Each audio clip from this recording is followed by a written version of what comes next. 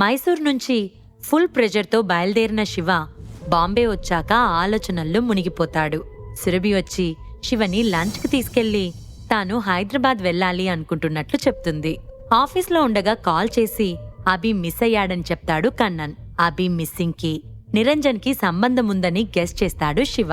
Shiva think చేయడం start చేశాడు. మొదట్లో మెహ్రా ఫ్యామిలీ సడన్ గా చక్రవర్తి సర్కిల్ నుంచి మాయమైంది. రాబర్ట్ మెహ్రా, అతని డజన్ల కొద్ది ఫైటర్స్ నాతో ఫైటింగ్ చేశారు. రాబర్ట్ చనిపోయాడు. అదే సమయంలో మెహ్రా ఫ్యామిలీ నా ఓన్ ఐడెంటిటీని, బ్యాక్గ్రౌండ్ని తెలుసుకొనుంటారు అని శివ డౌట్ పడుతున్నాడు. ఇప్పుడు కథంతా అర్థమైనట్లుగా అనిపిస్తుంది.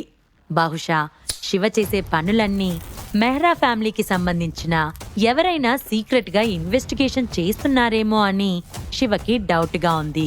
అతను సిగరెట్ వెలిగించి బిల్డింగ్ నుంచి కిందకి వెళ్ళాడు. తెర వెనక ఎవరెవరున్నారు అనేది తేలాల్సింది. ఏకంగా శవపేటికని శివ సొంత ప్లేస్కి పంపడానికి ధైర్యం చేసిన వాళ్ళు ఖచ్చితంగా తన మనుషుల్ని చంపడానికి డేర్ చేస్తారు. బట్ శివ వాళ్ళని ఎలా అలా వదిలేస్తాడు?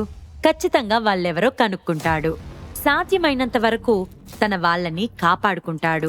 Sky star city eagle tower కింద అంతస్తులో అన్నీ క్లియర్ చేసింది. బయట చాలా బ్లాక్ బెంట్లీ కార్లు ఆగి ఉన్నాయి. వాటి పక్కనే బ్లాక్ సూట్స్ వేసుకున్న కొందరు జెంట్స్ ఉన్నారు. అక్కడ వాతావరణం చాలా గంభీరంగా ఉంది. బిల్డింగ్ గేట్ దగ్గర చందనంతో చేసిన శవపేటిక ఉంది. సడన్ గా ఓ కార్ వచ్చి ఆగింది. అందులో నుంచి లంబో కార్ దిగాడు. శివ ఎటువంటి ఎక్స్ప్రెషన్ లేకుండా కార్ దిగి ముందుకు నడిచాడు. లంబో, కన్నన్ అతన్ని అనుసరించి ముందుకు నడిచారు. శివ కోసమే ఎదురు చూస్తున్నట్లుగా వినయంగా చూశాడు తుషార్. అతనే ఫస్ట్ ఇన్సైడర్. ఎందుకంటే శవపేటికని అతని ఆఫీస్ బిల్డింగ్ కి పంపారు. అంతేకాదు మిస్టర్ శివ పురుషోత్తంకి మిస్టర్ కోత్వాల్ ఇచ్చిన గిఫ్ట్ అని కూడా మెసేజ్ వచ్చింది. ఆ సమయంలో అతనికి చెమటలు పట్టాయి. శివకి సవాలు చేయడానికి ఎవరికింత ధైర్యం అని అతని డౌట్. మిస్టర్ శివ, మీరు రాకుండా ఈ శవపేటిక ఓపెన్ చేసే ధైర్యం మాకు లేదు. అండ్ ఇందులో నిరంజన్ ఏం పంపాడో మాకు తెలియట్లేదు అని తుషార్ జాగ్రత్తగా అన్నాడు. శివ ఒక అడుగు ముందుకేసి గాలిలో గాలిని పట్టుకుంటున్నట్లుగా హఠాత్తుగా తన చేతిని పైకి లేపాడు. ఒక్కసారిగా గాలి ఉవ్వెత్తున ఎగిసిపడింది. అంతే, ఒక్కసారిగా శవపేటిక మూత ఊడిపోయి అదంతా విరిగిపోయింది. అది చూసిన కన్నన్, తుషార్ కళ్ళు ఆశ్చర్యంతో నిండిపోయాయి. వాళ్ళ నుదుటిన చెమటలు జారుతున్నాయి.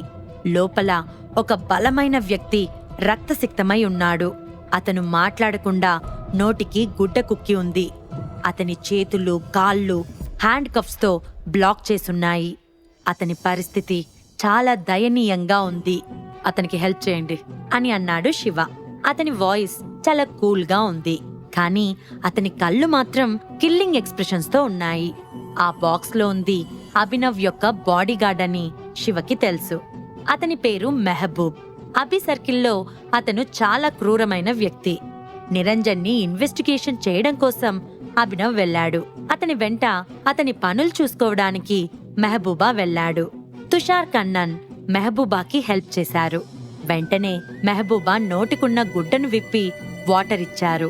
శివ ఫేస్ చాలా కోపంతో నిండిపోయింది. మెహబూబ్, నువ్వు అభిసార్తో ఉన్నావు కదా, ఏమైంది? నువ్వెక్కడున్నావేంటి? అభిసార్ ఎక్కడా అని ఆతృతగా అడిగాడు కన్నన్. మా అన్నయ్య ఎక్కడున్నాడు? వెంటనే చెప్పు. వాళ్ళు నీ చేతులు కాళ్ళు ఇలా కట్టేసి ఈ పొజిషన్లో పంపారేంటి అని కోపంగా అరిచాడు తుషార్. అతని కళ్ళు ఎరుపెక్కాయి. మెహబూబ్తో పాటు మరో ముగ్గురు 10 ఏళ్లకు పైనుంచి అభి వెంట ఉన్నారు. వాళ్ళు అభి దగ్గర చేరిన మొదట్లో వాళ్ళ వయసు కేవలం 25 సంవత్సరాలు. అప్పట్నుంచి అభి వాళ్ళందర్నీ తన సొంత అన్నదమ్ముల్లా చూసుకుంటున్నాడు. అదే విధంగా తుషార్ కూడా వాళ్ళని చూసుకుంటాడు. అలాంటి తన తమ్ముణ్ణి ఇలా కొట్టి కాళ్ళు చేతులు కట్టేసి శవపేటికలో పెట్టి తమ దగ్గరికి పంపించడంతో తుషార్ కడుపులో మంట చెలరేగుతుంది. ఇదంతా చేసింది నిరంజన్ కోత్వాల్. నా లైఫ్ గురించి నాకెలాంటి బాధ లేదు. మీరు వరీ అవ్వకండి, నేను బానే ఉన్నాను అని చెప్పిన మెహబూబ్ శివ వైపు తిరిగి, నేను మిమ్మల్ని కలవాలి, నేను మీకొక విషయం చెప్పాలి అని కంగారుగా అన్నాడు. అందరూ కూల్గా శివ వైపు కళ్ళు తిప్పారు. మెహబూబ్ తుషార్ హెల్ప్తో శివ వైపు వినయంగా చూస్తూ, mister Shiva, I'm so sorry, నన్ను క్షమించండి. అభి సార్ని నిరంజన్ మనుషులొచ్చి తీసుకువెళ్లారు. నేనేం చేయలేకపోయాను. నా కిందున్న సబార్డినేట్స్ ఇన్కాంపిటెంట్స్, వాళ్ళు సరిగా పని చేయలేదు అని అన్నాడు. శివ ఎప్పట్లానే కూల్గా చూస్తూ, ముందసలేం జరిగిందో చెప్పు అని అన్నాడు. మిస్టర్ శివ, అభి సార్ నేను ఇప్పటికీ మా సిబ్బందితో నిరంజన్ స్థావరాన్ని మోహరించి మందుగుండు సామాగ్రి, గన్స్, వెపన్స్ అన్నీ సిద్ధం చేసుకుని లొకేషన్ ప్లాన్ చేశాం. తెల్లారితే మేము నిరంజన్ని అరెస్ట్ చేయాలని వెయిట్ చేస్తూ ఉన్నాం. అందుకే 2 గంటల ముందే మేము అక్కడికి వెళ్ళాం. ఆ ప్లేస్కి ఎక్స్పర్ట్స్ టీం వచ్చింది. నేను అభి సార్ చేతులు కలిపి ఇద్దరం అతనితో ఫైట్ చేసినప్పటికీ మేము అతనితో 10 రౌండ్లు కూడా ఫినిష్ చేయలేదు. మన వాళ్ళంతా లొంగిపోయారు. వాళ్ళు అభి సార్ని తీసుకెళ్లారు. నన్ను మెసెంజర్లా మీ దగ్గరికి పంపించారు అని ఎంబారసింగ్గా ఫీల్ అవుతూ బాధగా చెప్పాడు మెహబూబ్. వాట్, నువ్వింకా ఏం మిస్ చేయలేదు కదా అని అన్నాడు శివ. మెహబూబ్ కొద్దిసేపు సంకోచించి,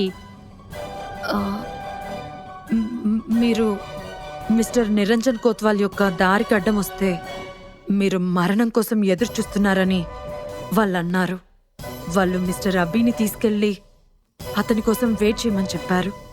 అంతేకాదు, ఈ శవపేటిక మీకోసం అని మెహబూబ్ చెప్తుంటే శివ ఒక వెటకారపు నవ్వు నవ్వాడు.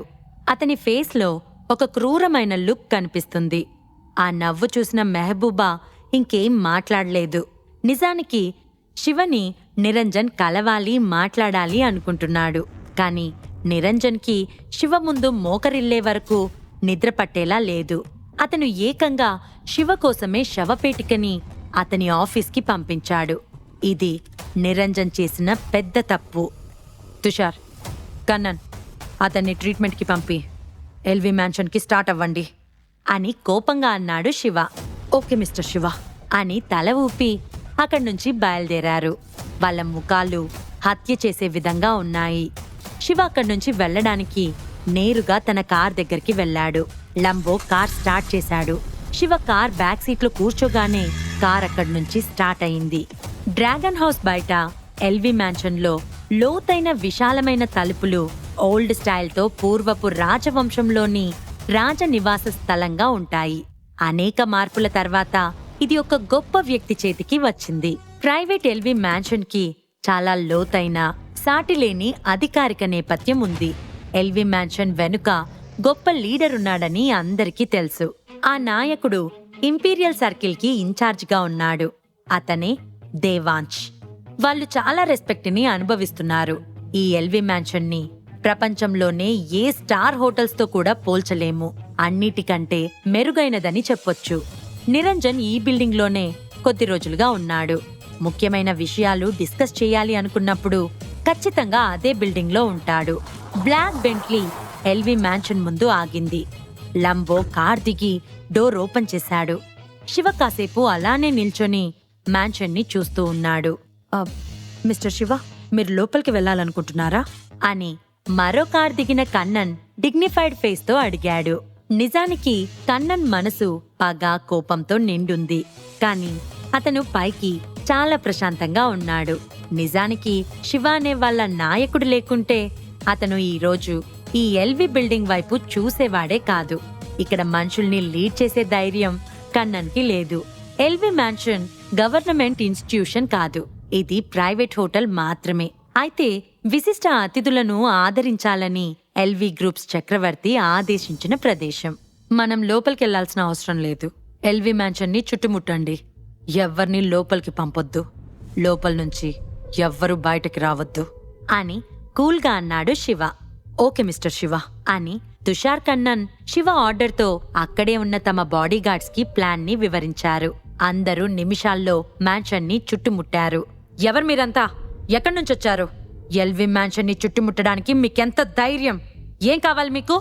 ఇది ఎవరి సామ్రాజ్యమో మీకు తెలియదా అని గేట్ దగ్గరున్న సెక్యూరిటీ గార్డ్ శివని ఆపడానికి చూశాడు. ఏంటి నన్ను ఆపుతున్నావు? నేను తినడానికి వెళ్తున్నాను, దానికి కూడా ఎంట్రీ లేదా అని అన్నాడు శివ. నీకసలు మైండ్ ఉందా? నువ్వెలా మ్యాన్షన్లోకి వెళ్తావు? నీ మనుషులతో అంతా చుట్టుముడుతున్నావు కదా. అనవసరంగా ఇక్కడ ఎవరిని ఇబ్బంది పెట్టడానికి ధైర్యం చేయకండి అని అంటున్న ఆ గార్డ్ చెంపపై లాగి పెట్టి కొట్టాడు శివ. సెక్యూరిటీ గార్డ్ లీడర్ ఆ దెబ్బకి అతను 10 మీటర్ల కంటే ఎక్కువ దూరం ఎగిరిపడి నొప్పితో అరుస్తూ ఉన్నాడు. వెళ్ళి నిరంజన్ కోత్వాల్ని బయటకు రమ్మను, నేను వాడితో మాట్లాడాలి అని డీప్ వాయిస్తో అన్నాడు Shiva. What is this? L V mansion ముందు మీ బలాన్ని ప్రయోగించే ధైర్యం మీకుందా? అలా చేస్తే మీరు ఖచ్చితంగా చచ్చిపోతారు అని అక్కడే ఉన్న మరొక గార్డుతో, మేనేజర్కి కాల్ చేయి, ఎల్వి మ్యాన్షన్ ముందు ఎవరో గొడవ చేస్తున్నారని ఆయనకు చెప్పు అని అన్నాడు ఆ దెబ్బతిన్న ఆ సెక్యూరిటీ గార్డ్. అక్కడే ఉన్న మిగిలిన గార్డ్స్ అందరూ ఆందోళనకు దిగారు. ఆ గేట్ దగ్గర స్ట్రెంగ్త్ ఉన్న పర్సన్స్ ఎల్వి మ్యాన్షన్ గేట్ కీపర్లుగా ఉన్నారు. వాళ్ళు ప్రతిరోజు ఎంతో మంది హయ్యర్ అఫీషియల్స్, రిచ్ పర్సన్స్ ని చూస్తూ ఉంటారు. ఆ విధంగా సహజంగానే వాళ్ళకి గర్వం ఉంది. అందుకే వాళ్ళు శివ యొక్క ఆధిపత్యం భరించలేకపోతున్నారు. వెంటనే ఎల్వి బిల్డింగ్ నుంచి స్ట్రాంగ్ టెంపర్మెంట్ ఉన్న బాడీగార్డ్స్ టీం బయటకు పరిగెత్తుకుంటూ వచ్చింది. వాళ్ళంతా రిటైర్డ్ ఎలైట్ స్పెషల్ ఫోర్స్ అని అర్థమవుతుంది. వాళ్ళ మధ్యలో నుంచి ఒక పర్సన్ హుందాగా వచ్చాడు. ఎవరు నువ్వు? ఎందుకు మిస్టర్ నిరంజన్ కోత్వాల్ని కలవాలనుకుంటున్నావు అని ఒక మిడిల్ ఏజ్ పర్సన్ అడిగాడు. అతను దేవాంశ్ సెక్రటరీ ముత్తు. అతని ముఖంపై అధికారిక దృక్పథం శివకి స్పష్టంగా తెలుస్తుంది. అతను సూటిగా శివ వైపే చూస్తూ ఉన్నాడు. ఈరోజు నేను నిరంజన్ కోసం మాత్రమే ఇక్కడికొచ్చాను. నాతో సంబంధం లేనివారు అనవసరంగా నా దారికి అడ్డు రాకండి. అడ్డొస్తే ఇదే మీకు ఆఖరి రోజు అని చాలా కూల్గా ఇవ్వాల్సిన వార్నింగ్ ఇచ్చాడు శివ. ఆ మిడిల్ ఏజ్ పర్సన్ కనుబొమ్మలు కొద్దిగా ముడతలు పడ్డాయి. అతను శివ యొక్క ఎక్స్ప్రెషన్ తట్టుకోలేకపోతున్నాడు. మిస్టర్ నిరంజన్ కోత్వాల్కి విశిష్ట గౌరవం ఉంది. మీరు మిస్టర్ నిరంజన్ని ఇబ్బంది పెట్టడానికి ఎల్వి మ్యాన్షన్కి వచ్చినట్లయితే అనవసరంగా మా బాస్ చేతిలో ఇబ్బంది పడతారు. రెచ్చగొట్టే ధైర్యం చేయకండి. అసలు మీకు అలాంటి క్వాలిఫికేషన్ లేదు అని చాలా పొగరుగా అన్నాడు ముత్తు. ముత్తు దేవాంశ్ యొక్క కాన్ఫిడెన్షియల్ సెక్రటరీగా అతను దాదాపు 10 సంవత్సరాల నుంచి దేవాంశ్తో ఉంటున్నాడు. అతనికి దేవాంశ్ యొక్క క్యారెక్టర్ తెలుసు. అలానే దేవా డీల్ చేసిన ఎన్నో పెద్ద పెద్ద సీన్లు చూశాడు. అలాంటిది ఈ చిన్న పిల్లాడికి అతనెందుకు భయపడతాడు? ఇంతలో, సెక్రటరీ ముత్తు, ఇక్కడేం జరుగుతుంది? ఎవరైనా నిరంజన్ కోత్వాల్ని ఇబ్బంది పెడుతున్నారా అని ఓ వాయిస్ వినిపించింది. అతని వెంట బాడీగార్డ్స్ ఫోర్స్ ఎల్వి మ్యాన్షన్ నుంచి బయటకొచ్చారు. నిరంజన్ ఎల్వి మ్యాన్షన్ లో ఉన్నట్లు శివకెలా తెలుసు? ఈ ఎల్వి దేవాంశ్ అంటే ఎవరు? శివ అభిని కనుగొంటాడా? అసలు అభి ప్రాణాలతో ఉన్నాడా? దేవాంశ్ శివ శత్రువా మిత్రుడా? ఈ ప్రశ్నలకు సమాధానాలు తెలుసుకోవాలంటే నెక్స్ట్ ఎపిసోడ్ వినాల్సిందే. క్రింద ఇచ్చిన లింక్ ని క్లిక్ చేసి పాకెట్ ఎఫ్ఎం యాప్ ని ఇన్స్టాల్ చేసుకోండి. Stay tuned to Pocket FM.